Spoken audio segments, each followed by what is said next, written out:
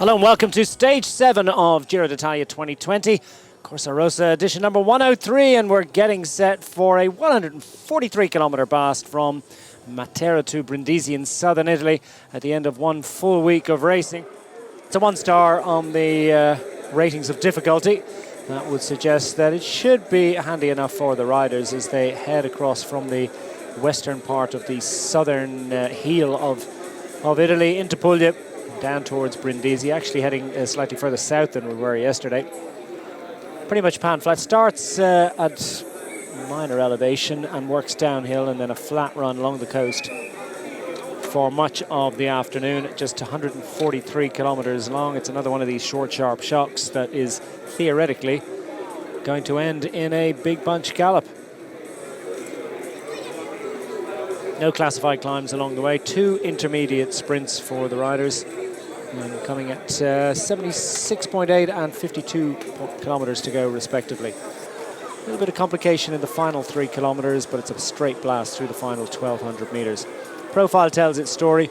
This one is billed as one for the sprinters.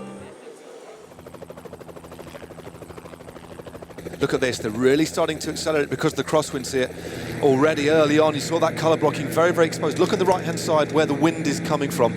No shelter whatsoever. They've come to play, and it's the overall race leaders team, Deceuninck Quick-Step. We mentioned them at the outset that they are amongst the most experienced squads at this kind of racing.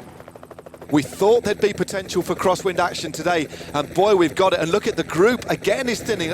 Once you get into the guts, you've got no shelter at all. Overall race leader Joao Almeida safely in there, and I suspect the entire Deceuninck Quick-Step squad, or pretty much all of it, were at the front, and therefore they said, well, we've got our men here, how many other men are going to be inconvenienced? Meanwhile, behind, they're at 6s and 7s, and the riders you're looking at are being distanced, and there are some significant riders indeed, including Harm van Houke from the Lotto Soudal squad. Well, the Lotto Soudal team usually pretty sound. What about Jakob Fuglsang, number 21? He's the rider in blue who is also finding himself off the back. Is that Micah? I don't think so. Yeah, Rafa Micah just behind Jakob Fuglsang. They stayed gravitating around each other, thinking there was safety in amongst the GC riders, but they are, what, second group on the road of about 5, 6, 7 or more.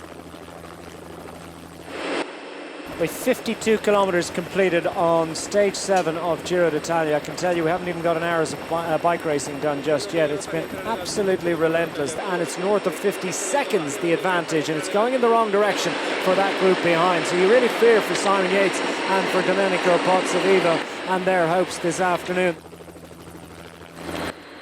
They're touring along here at a pace in excess of 50 kilometers an hour in this front group, and still it is almost 10 kilometers an hour slower than the second group on the road. So it looks increasingly like Simon Yates and Domenico Pozzovivo will be able to get back in here unless we see a change, an alteration, unless there's a particular conversation. 600 metres remaining into Brindisi this afternoon.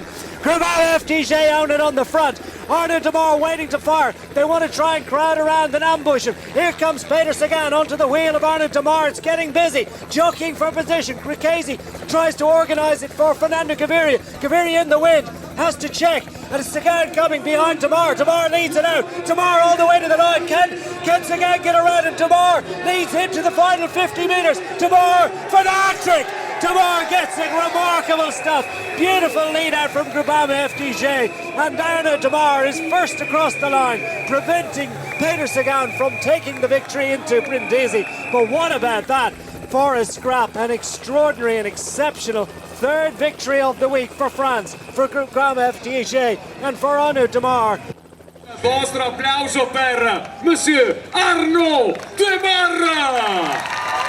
Gets a chance to wear the tricolour jersey, the French champion, enjoying the plaudits and the experience of being presented to the crowd in Brindisi this afternoon.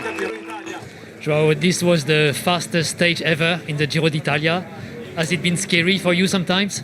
Well, actually, yeah, sometimes it was really scary, especially in the final.